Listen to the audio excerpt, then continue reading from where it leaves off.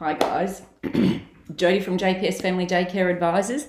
Now, I do lots of training for services around their compliance and what that looks like for them, and so I just put this quickly together for you so that you get an idea of what that can be for you and how that looks. So this is one of the things that I do quite regularly for services. So let's get started.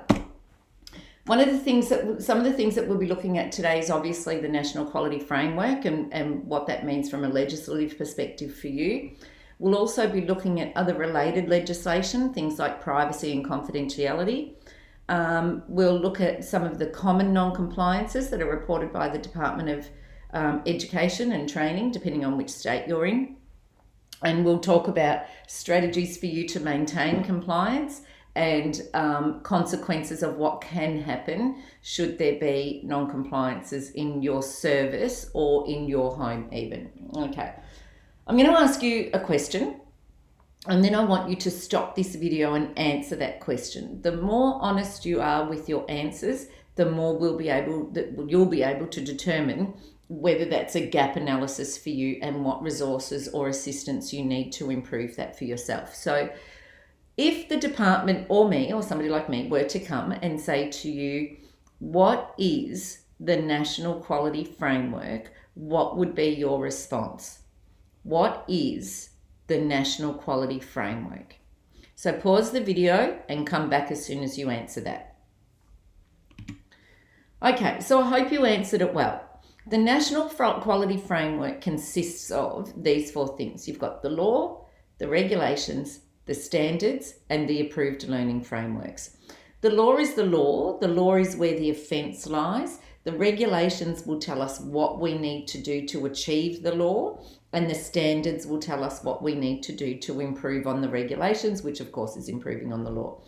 The approved learning frameworks are, for want of a better word, your curriculum, what you should be developing your educational program for the children on. So there's 3 approved learning frameworks.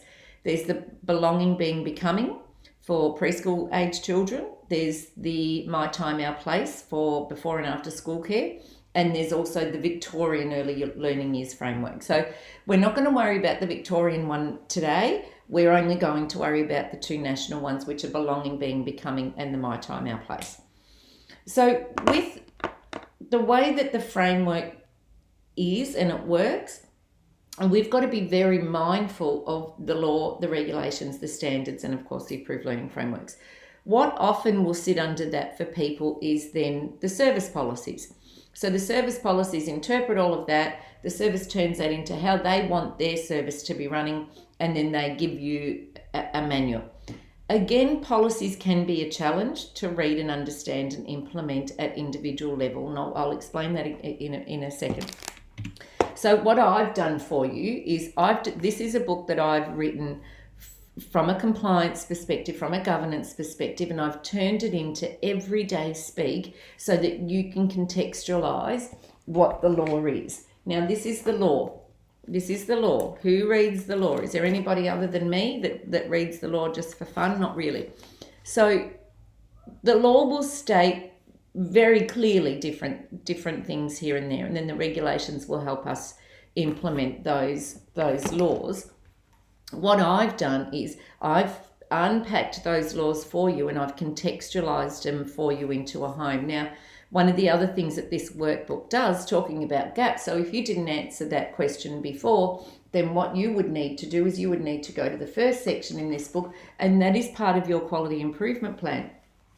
So for me, I use my book all the time. I use my copy all the time to work on different things that I'm working on for you, whether that's be resource development or whether that be training development, because I base this on the feedback that I get from you guys when I work with you guys. So that's there for you. So that's a great resource, and we already know that the department like that, and they know they can see that it works. We know that that can be built into the services quality improvement plan. So we know that that's really getting some traction as far as getting people to that working towards, so that we can then get everybody at meetings. So we know that that's where we're going. Okay.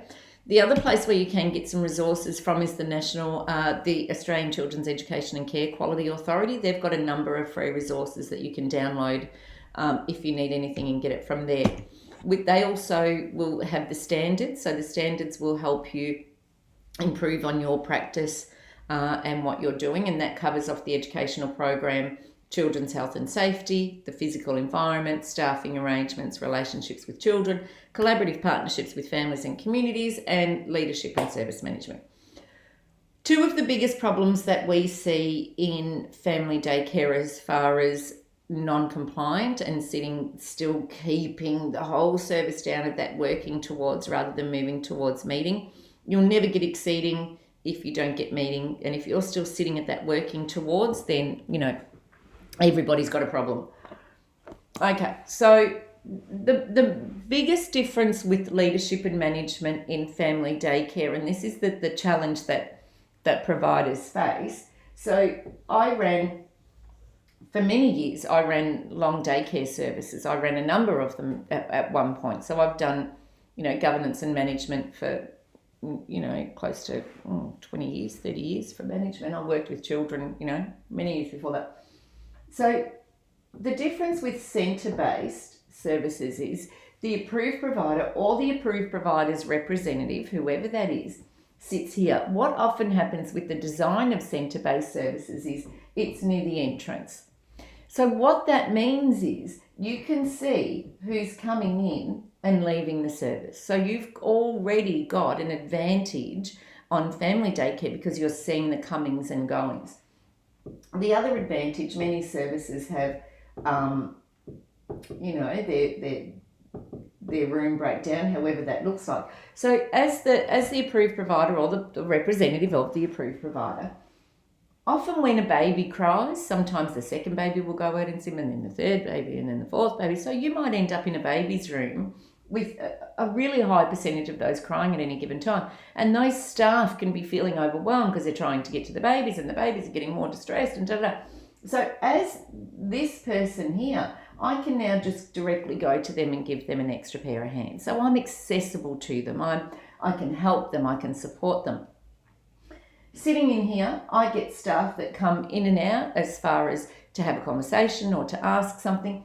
I can monitor the staff within the service to see whether or not they're on their best behaviour or whether or not they might be having personal issues that are contributing to their behaviours, or they just simply may not be a right fit for the centre. There's a whole range of reasons. But I can monitor that, everybody's attitude towards the children. I can monitor their professional practice. I can do that in my everyday engagements with the staff or with the educators. The other thing is with sometimes in the older rooms, we can all tell the difference between productive noise and undirected noise. So I can sit in my office even here and I'll know by the noise whether or not that education and care program in that room needs to be reflected upon. Is it meeting the children's needs? Are the staff members not engaging with the children enough? So even just by hearing everything what's going on, I can monitor that service overall. So I'm monitoring staff, I'm monitoring families, I'm monitoring the children, I'm monitoring everything that I can monitor. The difference with family daycare as a model, you've got the approved provider or the representative sitting in an office, and we have educators that are located all over the place. So that model alone creates issues, that should be there, issues around supervision and monitoring.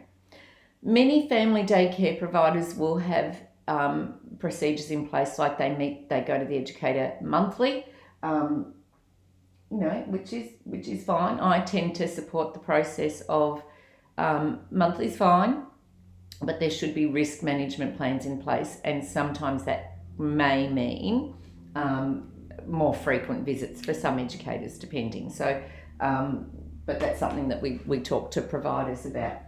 So this model alone creates a really big difference. So that's one of the reasons why we're seeing the leadership and management is still keeping family daycare as a sector on that working towards scale rather than moving forward. The other biggest problem that we see in family daycare as far as compliance and moving up the national ratings and assessment standards is the educational program. So the educational program, if you want to really get a grasp of what's expected of you as a professional, and if you may have had some gaps from your training, because we know that some RTOs didn't really give quality training, over the last few years. We know that. We're thankful that some of the expectations on RTOs have changed now, but there are some people in the workforce that may not have got the best training that they could have. One of the things that I would advise you to do is read the practice principles, which is in the Belonging, Being, Becoming, and that will give you a really good head start. So the law tells us, as far as the educational program goes, that we need to the law states that it's an offence to operate an education and care service without an educational program for each child.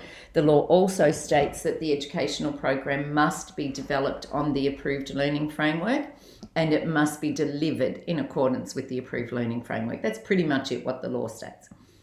The regulations, however, states that the educational program has to have a range of documentation that shows the child's learning over a period of time, that indicates the child's needs, strengths, interests and abilities, that the educational program indicates the 5 learning outcomes for children, such as effective communicators, those sorts of things, and the educational program must be easily understood by families and services. So that's what the regulations tell us. The standards will help us even more understand.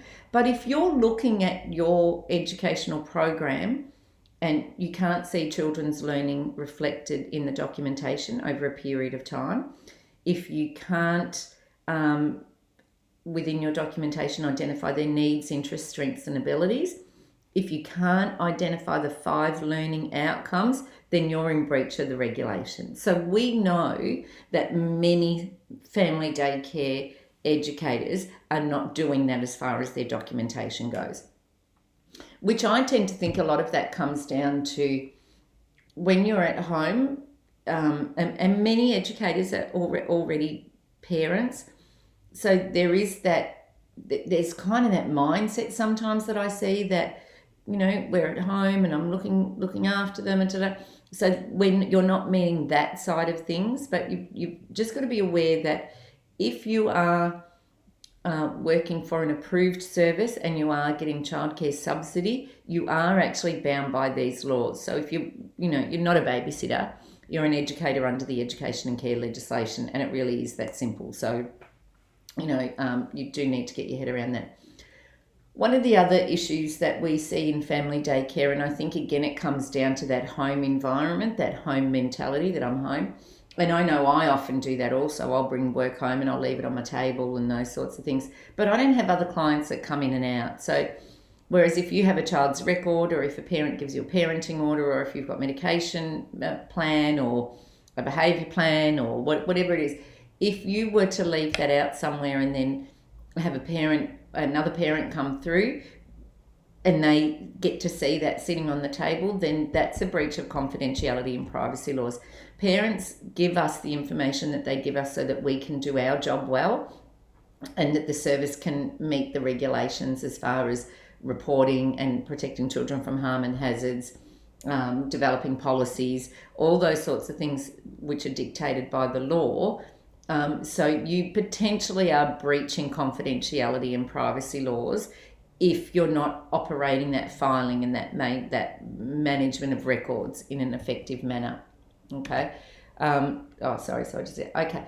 Now, the other thing with family daycare is I always advise that part of the orientation program to families is, to a degree, they need to know how to monitor you so that they know that you're doing the right thing. And particularly because you as an educator in family daycare are often on your own, it's very different to services, to centres, because if you've got an educator working in one of the rooms who may not be up to standard for whatever reason, you've got other professionals around them that can spot that. So we don't have that luxury in family daycare where we're monitoring the professionals to make sure that the children are protected from harm and hazard. So part of the orientation program, in my opinion, should be that families are made aware of that, and that families are also used to monitor educators to a degree to make sure that the children are getting the right program, that the children are safe, that the children are getting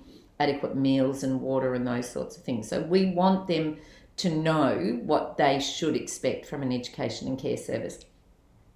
But we also have to monitor the children, and often, again, the difference with family daycare and centre-based care is if you miss something in a centre-based service, you might get another staff member who picks it up and they go, hey, did you notice that this is the second time this child's come in with a bruise? So there's that collaboration there which helps keep children safe, whereas sometimes we don't get that in family daycare. So you need to be really aware of child protection. You need to be really aware of what child abuse is. You need to be really aware of those indicators that we can see in children and families. We don't only see indications of abuse in children. We will sometimes see them in either or family members. Sometimes, predominantly the primary carer will show some signs that there could be abuse in the family. So there's a whole range of things that you need to be aware of.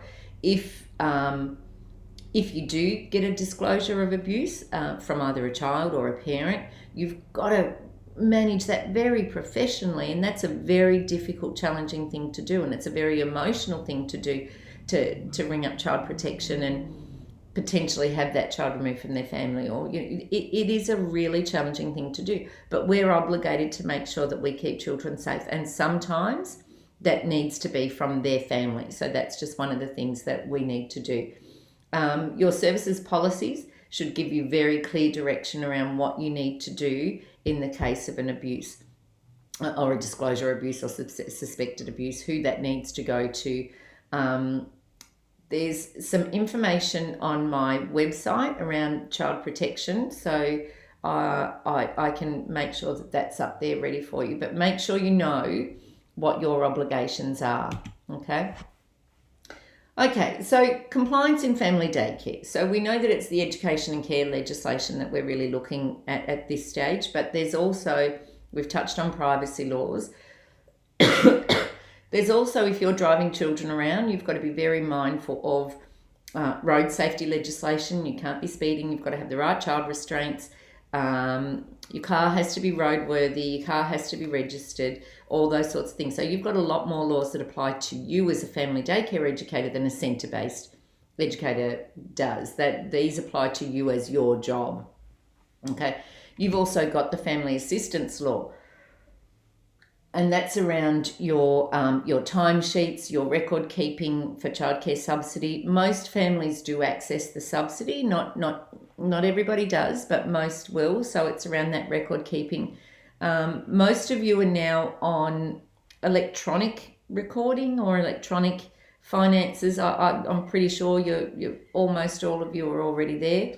But you've got to understand the application of the family assistance law as far as how many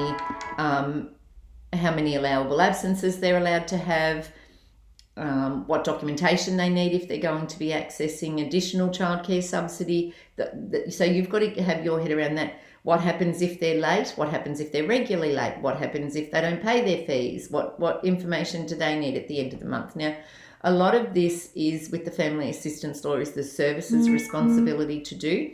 However, in many cases, we see that responsibility shifted to you as the educator to collect those fees and that money and that sort of stuff. So, but ideally the service would be looking after all of that. Okay.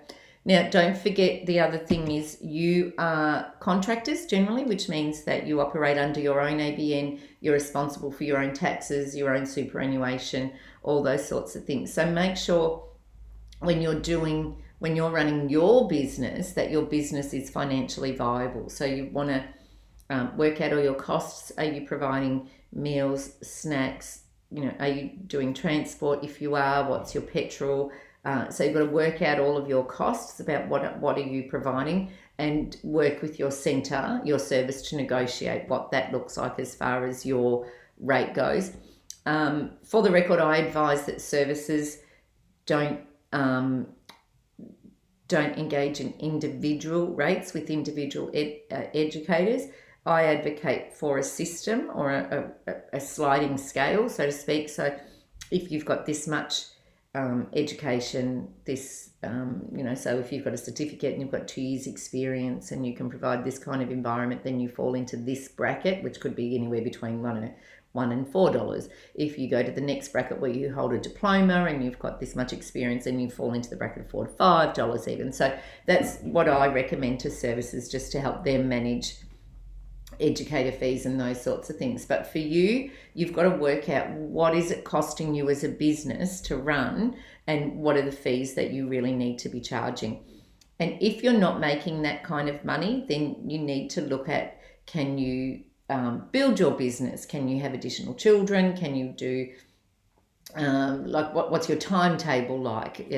All those sorts of things. So that's around your business optimization. And we've got some business planning stuff on the website too, so that might help you if that raises any questions for you. Okay, so being your own boss though means that you are the be all and the end all to your business. And if you employ assistants, then that means you are potentially also an employer. So you've got employment obligations now to worry about. So for you, that is you are everything to your business.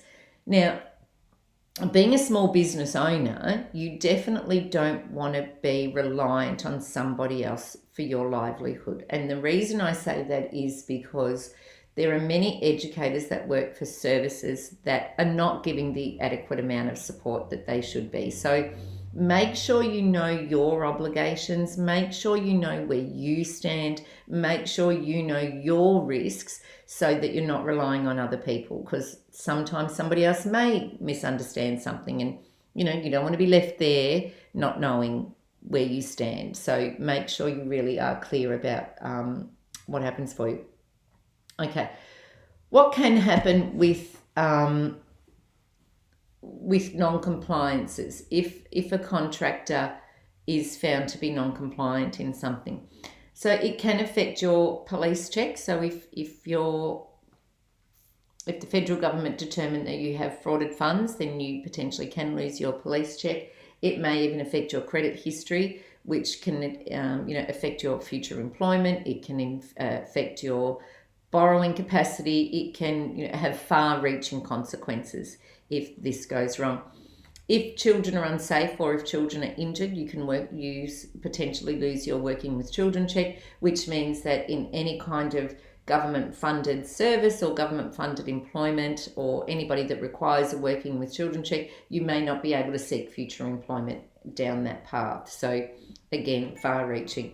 The other problem is that families, if you are determined as negligent, or if you've been, it's come back that the federal government say that you're fraudulent, anything like that, families, that old saying, if I'm happy about something, I'll tell 1 or 2 people, but if I'm unhappy about something, I'll tell 22 people. So families will not only be displaced because they will lose their education and care space potentially, but the families will also tell other people. So that means that there can be some very real, reputable damage to you in your community, within your networks, your friends, your families, those sorts of things. So there can be some far-reaching consequences to any non-compliances that you may be discovered with. Now, the state government, the education department in each state will conduct safety audits, compliance checks, spot visits, whatever language you want to use. Some of the things that they will regularly report on, and these are also some of the things that I will regularly see when I go out to do assessments, is supervision of children. Now, sometimes that's not necessarily around the educator not knowing or not doing. Sometimes that can be the house. Again, with family daycare, because we have a house, it's not purpose-built, whereas this is purpose-built. You'll find that the toileting or bathroom areas, although they've got a degree of privacy for the children, they've usually got low walls, or they've got supervision windows or reverse mirrors, those sorts of things, where the staff can still supervise who's coming in and out of the bathroom. Often in a home, you might have a long hallway, and this could be the children's playroom over here, but the long hallway down off here to the left is the toilet. So, and your yard might be out here at the back of the home. So supervision is one of the biggest issues that we see as far as a non-compliance. Discipline, we often, and in my opinion, I think this issue can be related back to because educators are in a home environment that they tend to treat children like they would their own children. And I know as a mum, I operate very differently to what I would as a professional. So there's those differences there, like things like, obviously there's no smacking. We don't smack. Nobody, no, we know that. But things like time out, you might find that time out is effective for your child, whereas as a professional, we wouldn't be recommending time out because that makes children feel isolated. It might make them feel humiliated. There's a whole range of reasons why we wouldn't be doing that. That doesn't mean that there's no consequences to children's behaviour. That just means that the consequences are coming from a teaching perspective, not a behaviour management perspective. And if you do need to manage behaviours and modify any behaviours, then you need to speak with your educational leader to make sure that it meets all the quality standards, okay? The department also often report that when they go out to educators' homes, they're not present. You need to be aware that if you're registered to be caring for children, that even if the children are not in attendance for one reason or another, that you've got to be accessible to the service. So the service can still come and conduct a safety check, and as can the Department of Education and Training, okay? Records. Probably the biggest gap we see in records, reported biggest gap, is excursion risk management. They're quite light on. So we probably need to see more robust record keeping in family daycare. And again, we've talked about the educational program, so that's fine. Furniture and equipment. Now, again, with furniture and equipment, I see a lot of plastic in family daycare. I would really like to see a lot more open-ended products, a lot more wooden products. If you're buying a cheap table, a cheap plastic table, and we inadvertently always end up sitting on the children's furniture, between the children using it and the odd adult sitting on that furniture, it probably won't last that long anyway, so you'd be replacing that within a shorter period of time. You can get some really good quality secondhand wooden furniture from, like, there's Facebook marketplaces. You can join a toy library to borrow toys and equipment. Make sure you go to the library to get good contemporary books that relate to your educational program and your current teachings, those sorts of things. You can share equipment amongst yourselves as educators. There's a whole range of ways that you can get really good quality equipment into your home. Setting a budget is a good thing, because that means if this is something that you're going to be doing for a long time, or if you've just had your own child and you're wanting to stay home for the first 5 years or whatever that is, you might say, well, okay, when I do my budget, I'm going to put X amount of dollars aside until I can get the play equipment out the back, or until I can get a sandpit, or until I can buy new pots and pans, or whatever. So a budget will also help. With the education and care legislation, it clearly states that there are fines for family daycare educators. Educators working in centre-based services are not liable for these same fines. These are for educators in family daycare only. So one of the things that I've done is I've indicated in here where those fines sit, so you know where your harsher liabilities, for want of a better word, lie. Now the legislation states that it's per incident. So let's say you have 4 children in care, and you don't have an educational program for anybody that's 4, 8, 12, 16. That's potentially $16,000 that can be fined to you. All right. Now, having said that, it's not normally the case that you would be fined, but they're there in the legislation, just to be aware of that. Okay. If I've already covered this off, but just be mindful, fraud is probably the biggest issue that we see so far in family daycare. So if you've got a parent who happens to be your friend and they're kind of alluding to doing something, it doesn't matter if you've had them in, less hours and da da da da. Don't enter into those arrangements, because the federal government, the CCS team, they are very skilled at picking up claims, and it might take them a while, there's no doubt about that, but they eventually will. They're very skilled at picking up claims and looking at services and educators and families to determine if there are any claims that are not legitimate claims. So just be really mindful of that. Okay, and on a finishing note, just remember that the department do have powers of entry, which means that should they turn up, if you're registered to be caring for educating and caring children, the department can turn up. So if your register states that you're caring for children from 7 a.m. Monday to Friday, they can turn up 7 a.m. to 7 p.m. Monday to Friday. Whatever that register states, they can turn up on a Saturday if you're caring for children, or if they suspect children being cared for. They have the powers of entry, so they can enter your home without your permission if there are enrolled children there. All right. Okay, so that gives you a little bit of a rundown on family daycare and the challenges that we face, and some of the strategies that you can put in place to maintain that. So practice principles first. This will definitely help you on your way. If you're that way inclined, then make sure that you read and become really familiar with the law and get your head around that, and your services, policies and procedures. So there, by knowing what's in all of those documents, that will really help. I'm going to put some contact information on the bottom here, just so if you need anything, you know where to get in touch, and we can either get you some resources or whatever that looks like for you. So good luck. We'll talk soon.